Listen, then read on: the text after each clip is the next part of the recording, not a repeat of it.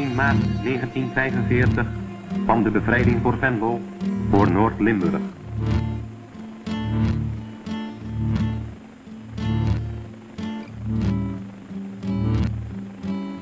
De Amerikaanse legergroep die deze zwaar omstreden strook Nederlandse bodem van den vijand zuiverde, vond een verlaten, troosteloze dodenvallei.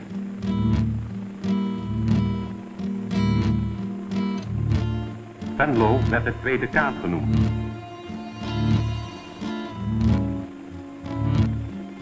Van de 7400 gebouwen en huizen bleken er 5700 vernieuwd of beschadigd. Van de 10 kerken waren er 7 in puinhopen veranderd en de 3 overige zwaar gehavend. Slechts een 5-tal wankele kerktorenspitsen waren nog merkbaar in het gehele Noord-Limburgse land.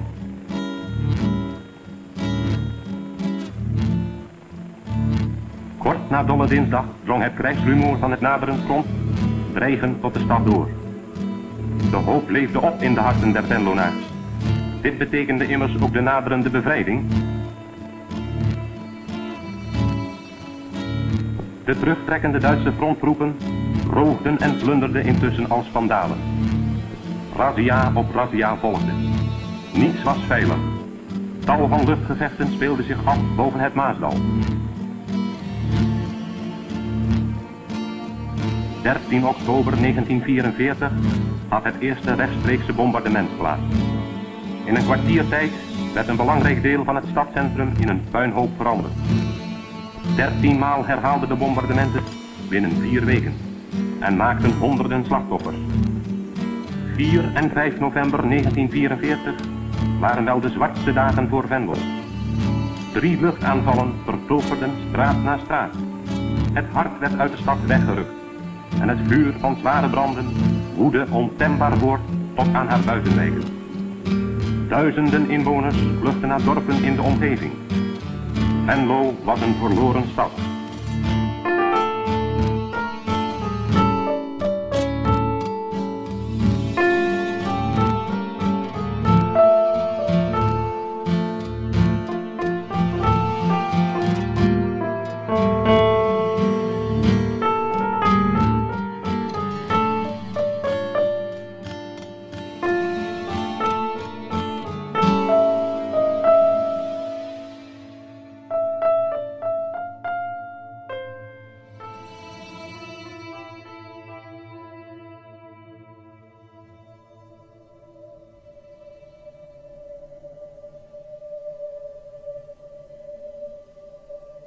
We zijn ondergedoken, steeds maar onderduiken.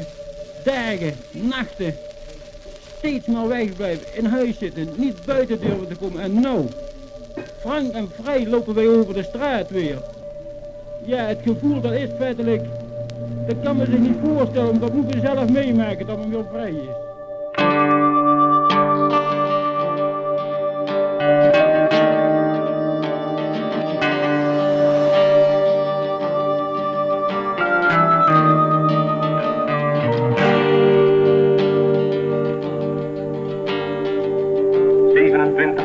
Was het front zo dicht genaderd dat de eerste granaten binnen de stad vielen. Koud en hongerig vochten de bewoners te samen in hun kelder en meenden de dagen te mogen tellen dat deze hel nog kon duren.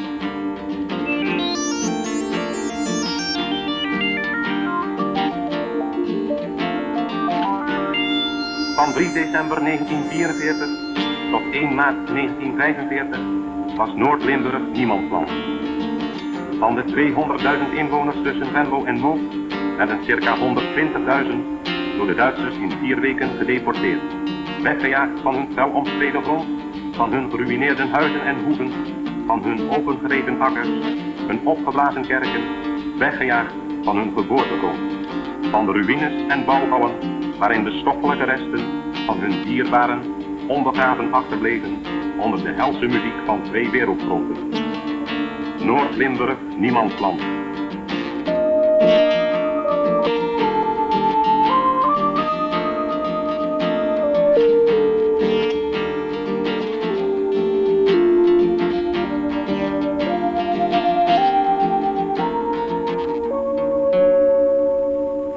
De weinige duizenden die het gegeven was, vluchtend van kelder tot kelder te volharden tot het allerbitterste einde, waren geen seconde zeker van hun leven. Wie de kelders durfde verlaten, was een vermetele of een wanhopige, die onder de sluitende granaten, door de hard bevroren, ingesneeuwde velden kroop, in de puinhopen rondscharrelde naar iets eetbaars of op zoek was naar een stuk kleding.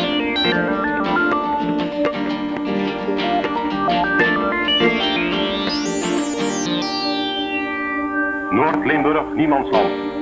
3 lange, kommervolle maanden. Wat de bombardementen nog gestaakt hadden, werd door het granaatvuur van één gereten of zwaar geschonden. Kerken, kloosters, scholen, fabrieken, huizen, boerderijen, haven en voet, vernietigd, geruïneerd.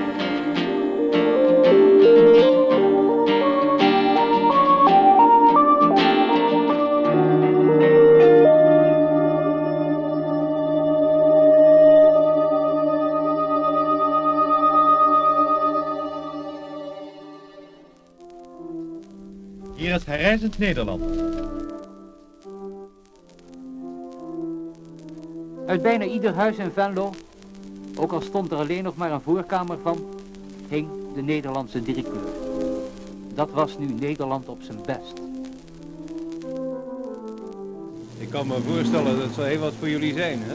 En gaat u ook weer binnenkort weer aan het werk? Waarschijnlijk wel, hè? Ja, ze gaan wel eens oproepen. Gaan we wederom aan het werk. We hebben nu op het ogenblik Venlo heeft zwaar gelegen. Ik, zoals ik een eigen huis heb, hier had ook tamelijk gelegen. Maar ik ben er goed afgekomen, moet ik zeggen. Ik woon weer normaal. Ik heb natuurlijk nog niet alle ruiten in mijn huis. Nee. En de deuren en ramen zijn nog een beetje gehavend. Maar ik woon weer, ja, zo helemaal vrij. Wat hebben de mensen eigenlijk allemaal gekregen die eerste dagen? Thee, koffie, chocolade, suiker, zout en extra broodrantsoen. Een margarine, een stuk vlees met groenten en aardappelen. Zeker aardappelen, ja. En condenseerde melk voor de kinderen. Oh ja, dus de kinderen die hebben ook gekregen.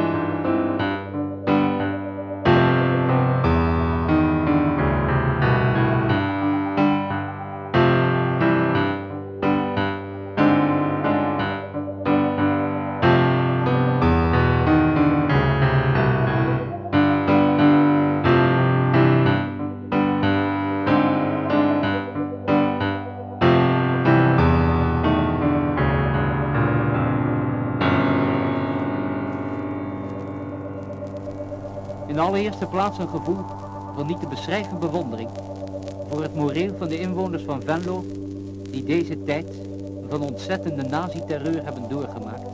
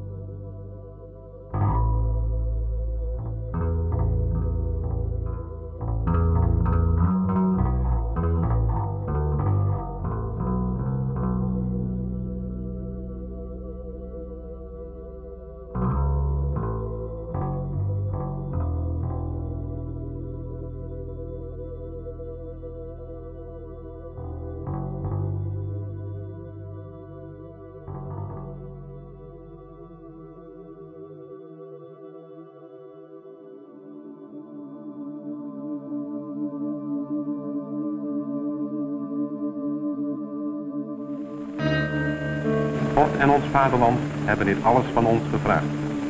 De Noord-Limburger is dankbaar dat hem de kracht gegeven werd niet te weigeren bij dit offer. Sint Martinus, de patroon van de stad Venlo, sneed eens zijn eigen soldatenmantel in tweeën om zijn uitgeschudde en berooide medemens te helpen.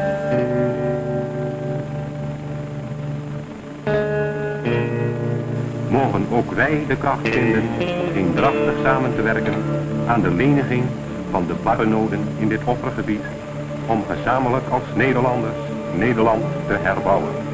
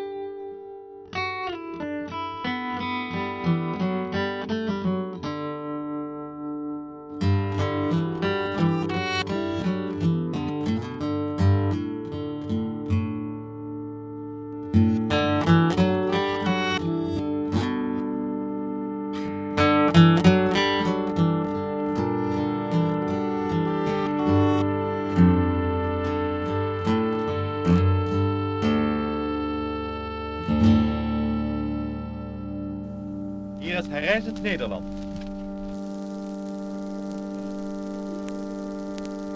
Luisteraars, de uitreiking van het voedsel is hier in Venlo prima geregeld. We staan op het ogenblik in een van de winkels die hier in de buitenwijken van Venlo is.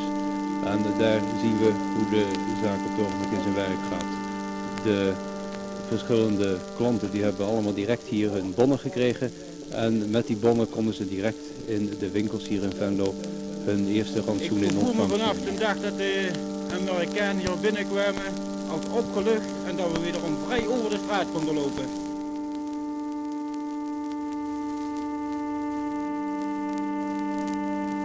Luisteraars, enige dagen geleden hebben wij u iets verteld van het bevrijde Roermond. Vandaag zijn we met onze reportagewagen gegaan naar Venlo en willen wij u iets vertellen van het bevrijde Venlo.